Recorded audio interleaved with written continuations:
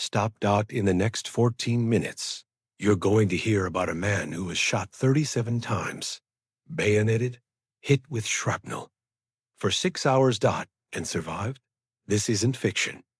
This isn't a movie. This is the true story of Master Sergeant Roy Benavidez.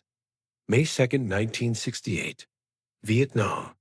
A 12-man special forces team was dying in the jungle. Surrounded. Outnumbered. No way. Out. Roy Benavidez was at base. Safe. This wasn't his mission. He didn't have to go, but he heard the radio calls. Heard men screaming. Heard them dying. And he volunteered. What happened next was 6 hours of hell. 6 hours of fighting. 6 hours that earned him the Medal of Honor and a place in military history as one of the most heroic acts ever recorded. By the end, medics would pronounce him dead, and he would spit in a doctor's face to prove he was alive. This is the story of Roy Benavidez, and why he said, "I don't like to be called a hero." May 2nd, 1968. Alec Ninh, Vietnam. Near the Cambodian border, a 12-man Special Forces reconnaissance team had been inserted deep into enemy territory. Their mission: gather intelligence on North Vietnamese army movements. The team was led by Staff Sergeant Leroy Wright. Experienced, capable, good men. They'd been on the ground for 2 days, moving quietly through dense jungle, avoiding contact, but someone saw them. Morning. 1,000 hours. The team was moving through thick vegetation when the jungle exploded. Machine, gunfire, RPGs, AK-47s, hundreds of rounds per second. The NVA had been waiting. At least 1,000 enemy soldiers. Maybe more. The 12-man team was surrounded. Within minutes, every single man was wounded. Some critically. Their radio operator called for help. Taking heavy fire. Multiple wounded. Need immediate extraction. But the landing zone was too hot. Helicopters couldn't land. Enemy fire was too intense. The team took cover. Formed a defensive perimeter. Returned fire. But they were running out of ammunition. Running out of time. 8 miles away, at Alec Ninh Base Camp, Roy Benavidez heard the radio traffic. He was at the medical aid station. Not on duty. Not assigned to this mission. Roy was a staff sergeant. Special Forces. Green Beret. He'd been in Vietnam before. Knew combat. He listened to the radio. Heard the desperation in the voices. Heard men dying. The helicopters were preparing for another extraction attempt. But everyone knew it was suicide. The LZ was a kill zone. Roy walked up to the helicopter crew. "I'm going with you." The pilot looked at him. "You're not assigned to this mission. Those are Special Forces men dying out there," Roy said. "I'm Special Forces. I'm going." The pilot nodded. "Get in." Roy grabbed a medical bag. Extra ammunition. A knife. He didn't grab a parachute. There wasn't time. He didn't grab extra protection. There wasn't any. He just got on the helicopter, knowing he was probably going to die. The helicopter flew low and fast. 70 feet above the jungle canopy. As they approached the LZ, Roy could see smoke. Hear gunfire. The jungle was on fire. The pilot circled once. "I can't land. Too hot." "Get as close as you can," Roy said. The helicopter descended. 50 feet, 40, 30. Enemy fire erupted. Bullets hitting the helicopter. RPGs exploding nearby. 20 feet from the ground. Roy jumped. He hit the ground hard. Rolled. Got up running. Immediately, he was shot. A bullet hit his leg. He stumbled. Kept running. Another bullet hit his back. The impact spun him around. He kept running toward the sound of American gunfire. The 12-man team was in a small clearing, forming a defensive circle. Bodies everywhere. Roy reached them, dropped next to Leroy Wright.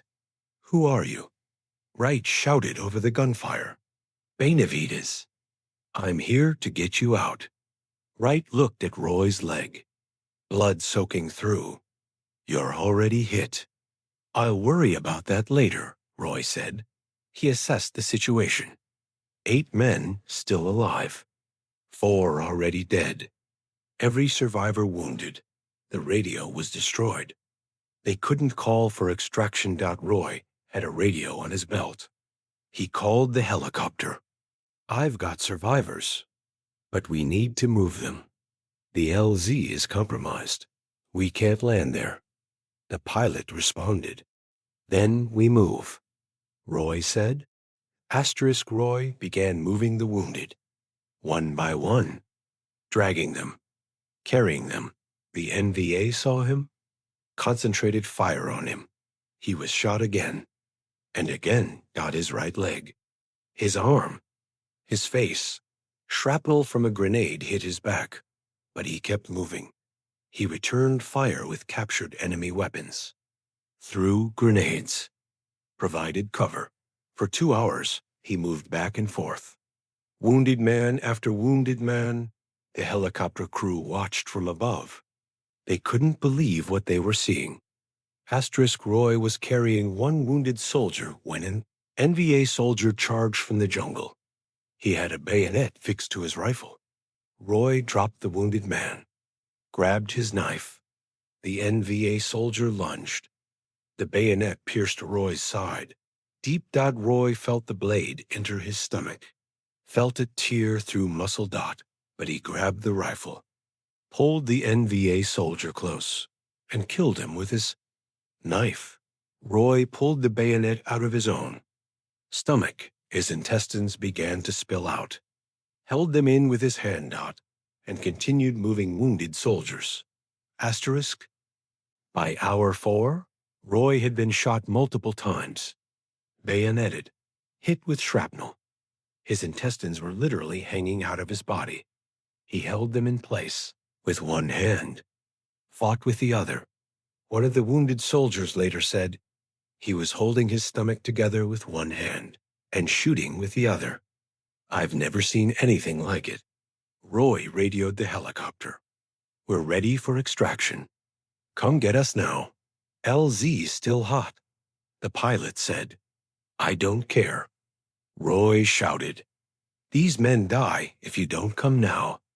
The pilot made the decision. Coming in. The helicopter descended into a storm of enemy fire. Bullets ripped through the fuselage. The windshield shattered. The door gunner was hit. Roy began loading wounded men onto the helicopter. One by one, lifting them, pushing them aboard. He was shot again. In the thigh, the bullet shattered bone. His leg collapsed.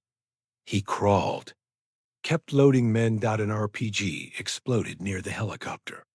Shrapnel tore through Roy's back. He kept going. All the living were loaded. But Roy wouldn't leave. "What are you doing?" The pilot screamed. "We have to go." "I'm not leaving our dead." Roy shouted back. He crawled back to where the 4 dead soldiers lay. Enemy fire was constant. The helicopter was taking damage. Fuel leaking. Roy dragged the first body to the helicopter, loaded it. Then the second, the third, the fourth. Only when all 12 men living and dead were aboard did Roy climb on. As the helicopter lifted off. An NVA soldier threw a grenade. It landed inside the helicopter. Roy saw it, grabbed it, threw it out. It exploded in midair. Shrapnel hit Roy's face and arms. The helicopter climbed, barely, trailing smoke, leaking fuel, but they made it. 8 men alive. 4 bodies recovered, because one man refused to leave anyone behind. The helicopter landed at the base camp medical station. Medics rushed forward. Roy Benavidez was covered in blood, not moving, eyes closed. A medic checked his pulse. Felt nothing. A doctor examined him. No signs of life. He's gone, the doctor said. Move to the next one. They placed Roy in a body bag, zipped it up, prepared to transport him to Graves registration. But Roy wasn't dead. He heard them. Heard the zipper. Felt the bag closing around him. He couldn't speak. Couldn't move his arms or legs, but he could spit. He gathered all his strength and spit blood into the doctor's face. The doctor jumped back. He's alive. They unzipped the bag, rushed Roy to surgery. He had 37 separate wounds, 7 gunshot wounds, bayonet wounds, shrapnel wounds, fragments in his face, arms, legs, back. The surgeons worked for hours. They saved his life. Roy Benavidez' story is more than courage. It's more than heroism, Dot. It's about the decision to act when you don't have to. That mission wasn't his. He could have stayed safe at base camp. No one would have blamed him, but he heard men dying. And he chose to go, Dot, knowing the odds, knowing he'd probably die. He went anyway, Dot, asterisk 30-7 wounds. Think about that, Dot. Most people can't imagine being shot once. Roy was shot 7 times, bayoneted, hit with shrapnel, blown up by grenades, and he kept fighting for 6 hours. He held his own intestines inside his body while carrying wounded men. That's not human. That's beyond human. That's what soldiers do for each other. Asterisk Roy Benavidez set a standard of courage, of selflessness, of duty. He showed what one person can do when they refuse to give up, when they refuse to leave their brothers behind. The Medal of Honor. Citation says he saved at least 8 men, but Roy's legacy saved thousands. More. Every soldier who hears his story learns what's possible, what's expected, what it means to serve. Every civilian who hears his story learns what sacrifice really means.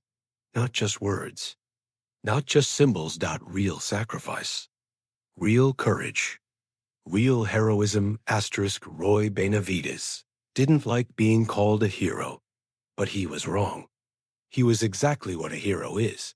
Not someone who seeks glory, not someone who brags about achievements, but someone who acts when others can't, who gives everything for others, who refuses to quit even when death is certain. That's a hero. That's Roy Benavidez, and we should never forget him.